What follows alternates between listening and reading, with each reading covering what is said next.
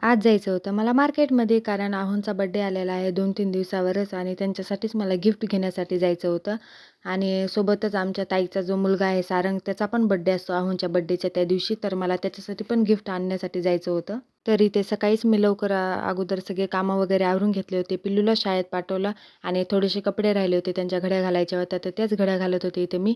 ते आवरून घेतलं, घरं आवरले आणि नंतर मी रेडी होण्यासाठी गेले. कारण आमच्या ताई रेडी होऊन बसल्या होत्या. उशीर मलाच झाला होता आवरायला आज.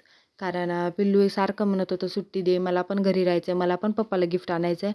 पण त्याला मी कसंबसं शाळेमध्ये पाठवलं आणि नंतर मी इथं रेडी झाले. आमच्या ताई पण आल्या होत्या. नंतर आम्ही दोघीजणी गेलोत मार्केटमध्ये. तर सर्वात अगोदर आम्ही सोनाराच्या दुकानात जाणार होतो. कारण तिथं थोडीशी खरेदी करायची होती आणि आहोंसाठी काय गिफ्ट घेतले, हे तुम्हाला पुढच्या व्हिडिओमध्ये नक्की सांगेन. तर इथं मी ते गिफ्ट घेतलं आणि बाहेर बघते तर मला पाणीपुरीचा गाडा दिसला. म्हणलं चला आता आलोच आहेत मार्केटमध्ये तर पाणीपुरी पण खाऊयात. तर पाणीपुरी खाल्ली. नंतर आम्ही गेलो होतो गिफ्ट घेण्यासाठी सारंगसाठी. तर तिथे गिफ्ट घेतलं आणि बाहेर निघतो तर खूप ट्रॅफिक होती. तिथं थोडा वेळ आम्हाला 10-15 मिनिटं आमचे गेले आणि नंतर गेलो होतो आम्ही वैशालीच्या सेलवर.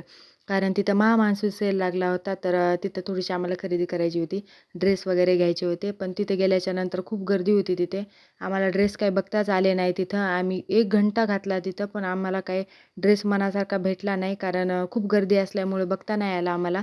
म्हटलं चला जाऊ द्या उद्या येऊयात. नंतर बाहेर आलोत आणि केकच्या दुकानावर गेलो होतो. तिथे केकची ऑर्डर दिली. तर चला आजच्या व्लॉगमध्ये इतकंच. बाय.